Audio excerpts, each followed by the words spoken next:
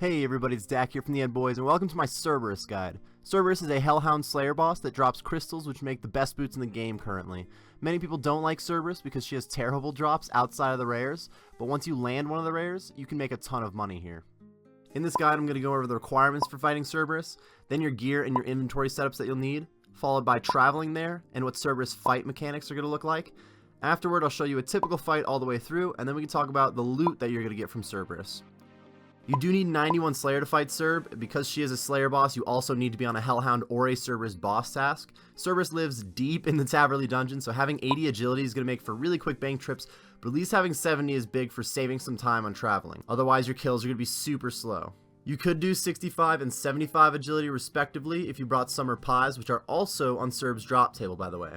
Cerberus is fairly weak, so you don't really need great stats to kill her. 80 plus melees are going to get the job done. If you're trying to make the most money off this though, you want to get those stats up. The higher the better goes for really all bossing. This is a melee guide, but if you're using a T-bow, then really any range level you're going to crank, so the same goes for you, the higher the better.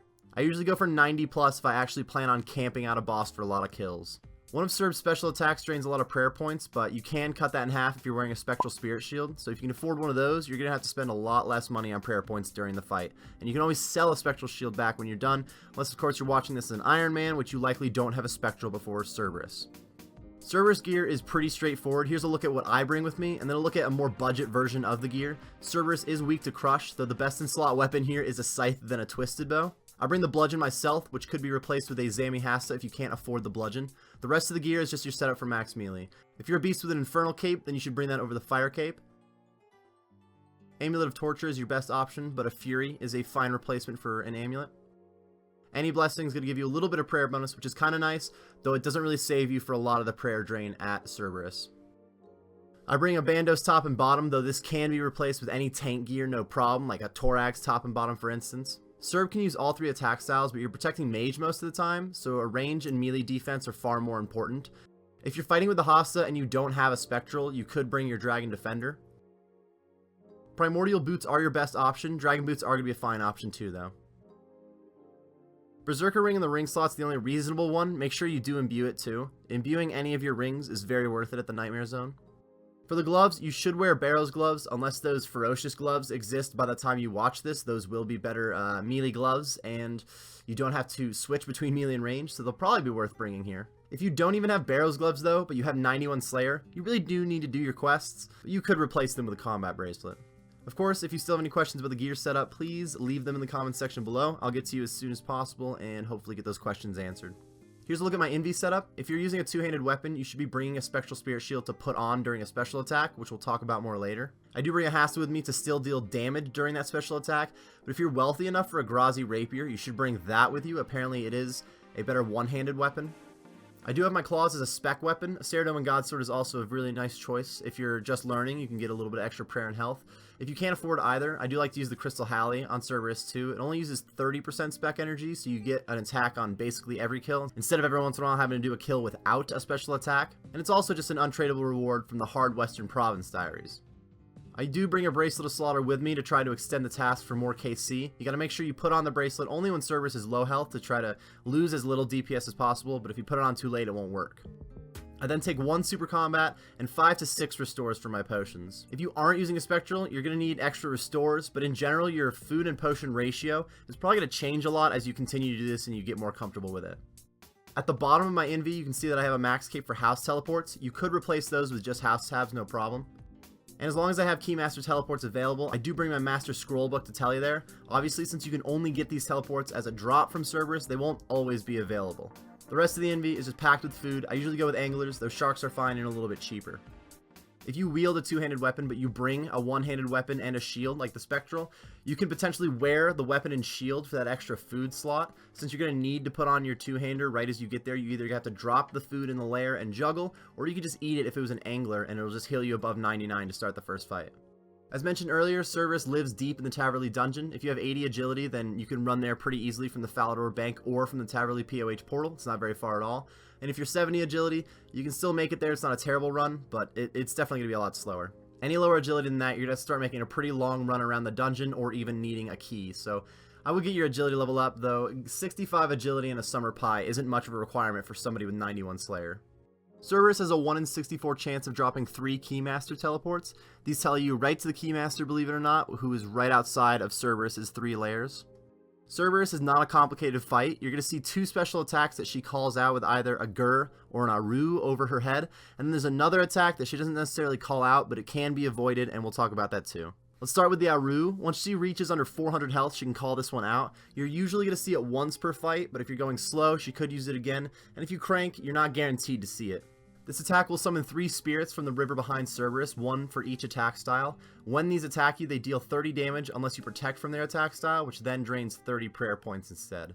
If you're wearing the Spectral Spirit Shield while you pray against them, then you only use 15 prayer points, which is still a lot, but cutting that in half is kind of nice. The Spectral is fairly expensive, but it's going to cut the cost down of each kill, and unless the shield were to drop like 15 mil while you had it, which would be kind of absurd, it is going to save you some money.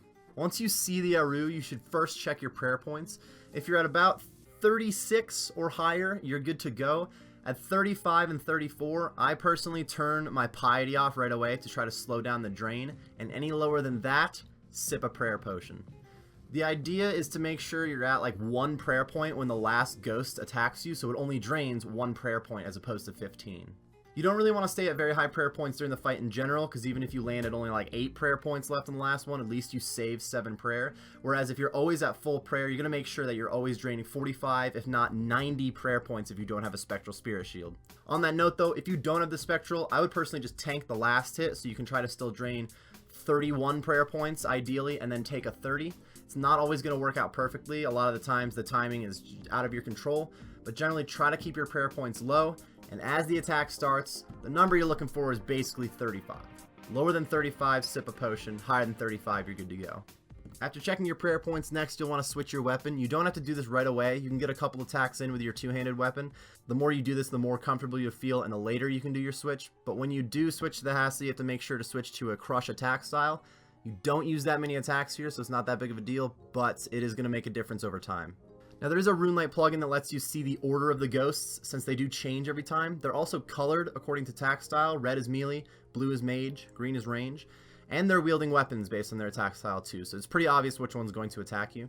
When they stop moving, you should turn on the prayer of the first ghost immediately. The moment your prayer drops, or your health drops if you took the hit, you can move on to the next ghost. Also, if you're just watching the ghosts, the moment that they use their attack, they'll start to fly up. That's when you can switch prayers. If you kill Cerberus while these are floating up to you, or while they're attacking, they will despawn instead of attacking. Though if you kill Cerberus right while one is attacking, it still can do damage, so more like if the ghosts are flying up to Cerb while you kill her, then you won't have to deal with them. We can now move on to the Gur attack. Very simple attack that can only be used when she's under 200 health. Cerberus is going to place 3 lava pools down in the field. One of them is always going to be right under you, and these are just going to do damage if you're standing too close. If you're on top of them, you take more damage than if you're only 1 square away, and if you're 2 squares away, you're safe. Unless you're on the move right as she uses the attack, you're always going to take 10 damage from the first lava, and sometimes she'll throw one right next to you too, so you'll take 17 before you're really able to move. You could potentially time this by just moving every time you attack, especially since the Hassa and the Bludgeon attack at the same speed as Cerberus, so it's pretty easy to time. But in all honesty, it's not that necessary. You won't take a lot of damage from this, and she doesn't use it often. Knowing both of those special attacks, here's a tip on skipping some damage late in the fight. If Cerb Aru's with under 200 health left, more often than not, she's going to use the lava attack the moment you need to be changing your prayers for the spirits, or at least just a second before. So anytime she uses the spirit attack at less than 200 health, you should move your character right before the ghosts stop moving. This gives you enough time to pray against those spirits, but also lets you dodge the lava completely since you're a tick early on it. Sometimes you'll run away and the lava doesn't really happen there because it was just one of the times she didn't use both specs, but you're better safe than sorry. And even if you are ready, this might get you killed sometimes. It's probably the most dangerous thing she can do is use both specs at once. There is one more sort of special attack that Cerb has. She'll use this as her first attack in every fight. Very simply, she uses a mage, range, and melee attack in that order, always in that order, and always in succession. You can pray against all 3 of these attacks and avoid some damage early on. She also will use the attack again. I think it's usually 30 to 40 seconds into the fight. I just wait until the first spirits, unless they never show up, to try to time it. Another good way is to keep your game sounds on, and just anytime you hear her use a mage hit, which is the only attack that she has a sound for, you can just naturally switch from your range to your melee prayers too, and just in case she used the attack that time, you would have dodged it. This adds a little bit more click intensity, and you got to pay a little bit extra attention for not a huge boost, but eventually this is what's going to take you from average trips to actually lengthy trips. So here's the entrance to Cerberus's lair, and here's the Keymaster that a Keymaster teleport will teleport you right to. And you have 3 different spots that you can choose to fight Cerberus. Doesn't really matter where you fight Cerb. This just means that 3 different people can fight Cerb per world. Go ahead and peek on the Iron Winch to make sure nobody's in there. And if nobody's in there, head on in. You won't fight Cerb the moment you enter, don't worry. You have a little bit of time. You have plenty of time, actually. You gotta step up to Cerb to start the fight. Once you get in, you go ahead and eat your angler, put on your 2-handed weapon, and sip your super combat potion. Sip your super combat. Select your quick prayers to protect from mage, piety, and preserve. And I'll go ahead and turn those on right now. You want to start the fight standing under Cerberus. Preferably, if Cerberus is standing right there, you want to stand on the trapdoor that you can see under him, which I'll get a better view when Cerb is dead in a minute. So I'm running to that trapdoor ASAP. And then once I'm able to click on Cerberus to fight, and I'm standing on the trapdoor, that's what I want to do. Once you finish a kill, you can go ahead and grab your no drop. That was beautiful. And try to stand right on this wooden door when Cerb spawns again. That way you are standing directly under Cerb when she spawns. And once you can click on her, it'll take your character right to this square to attack, which is right in front of where the ghosts are going to line up. And they're pretty easy to see. Don't forget about that trio attack like I just did. I was too busy explaining what I was doing. If you're standing under Cerb when you start the fight, you'll attack twice with your bludgeon before you see an attack from Cerb.